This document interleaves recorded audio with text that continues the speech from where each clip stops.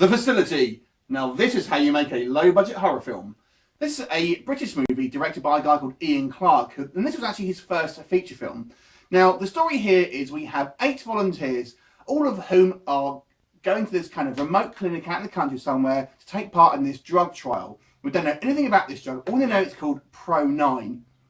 And at the beginning of this movie, we're kind of introduced to all these sort of characters, and we kind of get a little bit of kind of flavour of who they are. I like to say maybe the characters maybe are a little bit stereotypical in some cases. You know, we have the kind of the sort of dumb, horny, sort of muscly guy, for example. We've kind of got a craggy old guy. We've kind of got a bit of a weedy guy. So there are a little bit of sort of typical stereotypes here.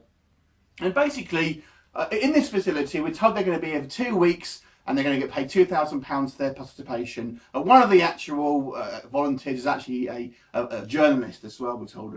But I'm not sure if the actual people realise that. But there's along with the actual 8 volunteers, there's obviously a few sort of staff here as well. Now, inevitably, things start to go wrong, and this drug turns these people into kind of like murderous lunatics. And essentially, it's a story of survival of this kind of group, obviously getting whittled down, trying to survive this sort of ordeal and kind of try and figure out what's going on.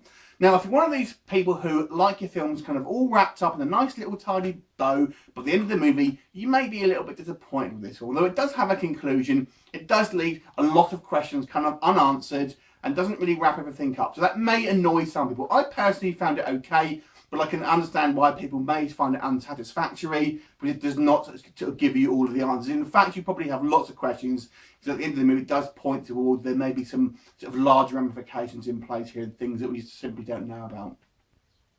I have to say, I thought the acting in this film was pretty much excellent across the board, aside from the character who plays Jerome, or the actor who plays Jerome, who I thought was not the greatest actor, but everyone else I thought we did a really decent job and really kind of selling their relatively kind of limited sort of characteristics and stuff like that. But overall, great acting. And the direction here I thought was really good as well. There's really no music in this film, and it really does add this atmosphere and kind of this sort of growing tension as we have throughout the movie. Obviously, it is a low budget film, so it's not going to be a kind of special effects bonanza. But it does use some gore effects sort of sporadically throughout the movie, and that they are quite effective. Some people again may find this movie drags a little bit in the kind of the middle section, but mainly it's kind of really about this sort of growing sense of paranoia and kind of fear, rather than being kind of an out and out sort of splatterfest. So again, it's really going to depend on what you're going to want from your particular sort of horror films. Overall, I found it really entertaining.